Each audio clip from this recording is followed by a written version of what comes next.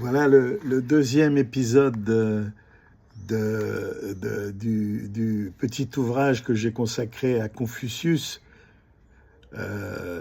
qui s'appelle La carpe et le dragon.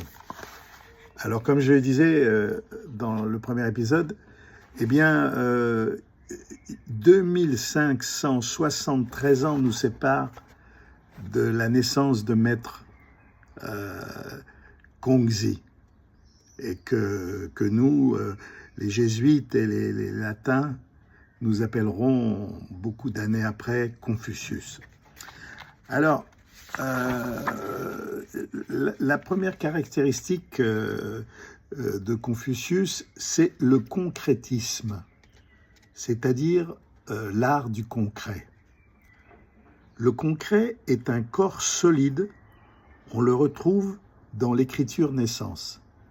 Je vous expliquais que l'écriture commence à naître, les livres commencent à naître, et on écrit des choses pour les transmettre sur des carcasses de tortues mortes, des carcasses qu'on trouve dans la mer, et ce sera le premier livre, voilà.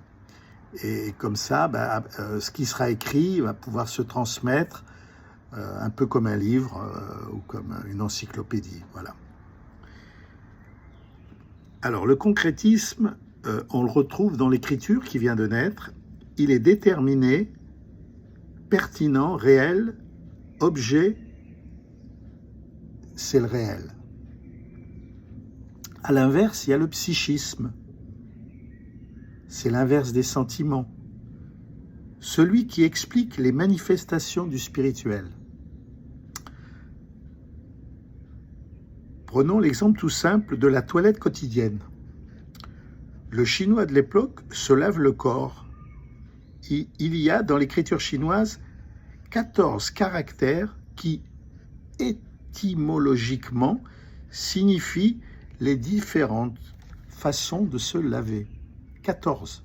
Il y a 14 mots, 14 lettres, qui expliquent comment on se lave.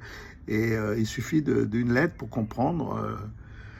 Par exemple, pour se laver les pieds, il y a un signe, un autre pour les mains, un troisième pour le lave-main dans la cuvette.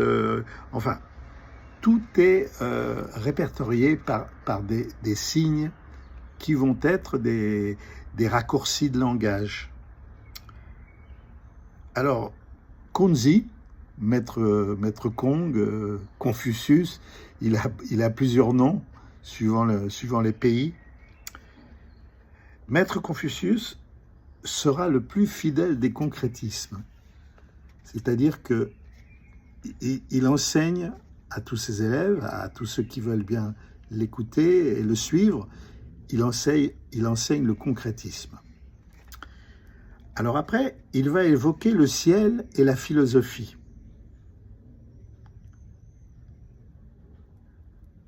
De nombreuses années après Confucius, Socrate viendra sur ces mêmes idées.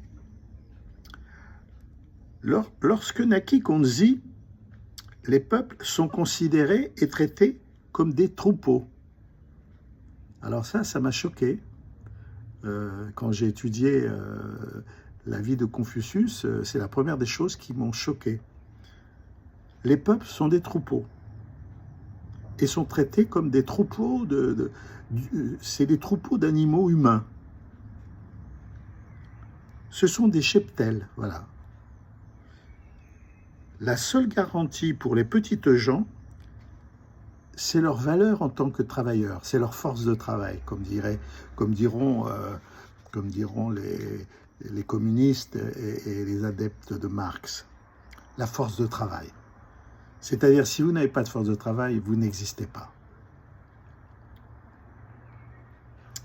Les seigneurs d'alors, comme beaucoup de leurs prédécesseurs et successeurs, prennent la dîme, déjà, à l'époque. Il y a 4000 ans, l'impôt existait, vous voyez. C'est pas nos républiques d'aujourd'hui qui ont inventé l'histoire. Souvent, c'était les 9/10, j'ai bien dit les 9/10 du labeur des pauvres gens. Il leur laissait 1/10 pour régénérer leur force de travail. Parce que si en plus ils n'avaient pas de force de travail, ils n'auraient plus de valeur.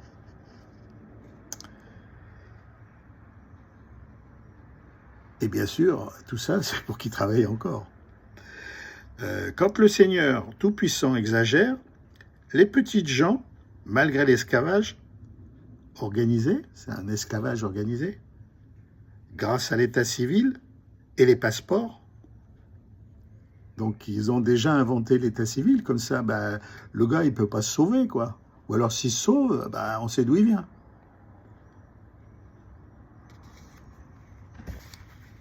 Ils ne peuvent pas s'enfuir, donc. Et un second seigneur, plus humain, les accepte, voilà.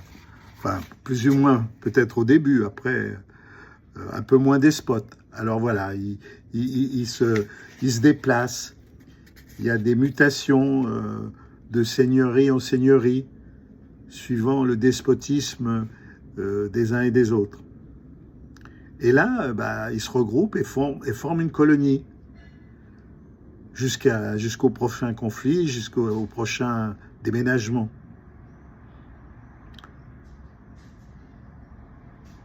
Voilà, on l'a vu plus haut, l'Empire du Milieu a tout inventé.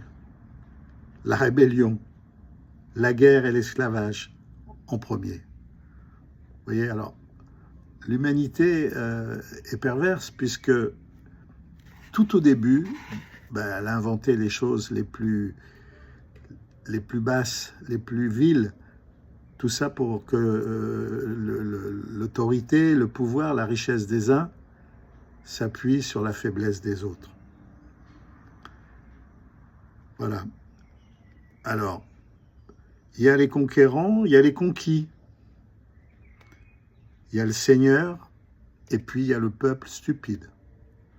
C'est comme ça, exactement comme ça, que le peuple est considéré à cette époque.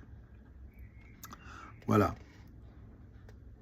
On va, dans les prochains épisodes, être plus positif. Et Maître Kang, il va aider à ce que tout ça change. Dans la philosophie, dans les écrits, dans ce qu'il transmettra. Parce que ce ne sera pas un écrivain, ce sera un parleur, un monsieur qui transmet par la parole. Voilà. Second épisode, plus gai, à suivre.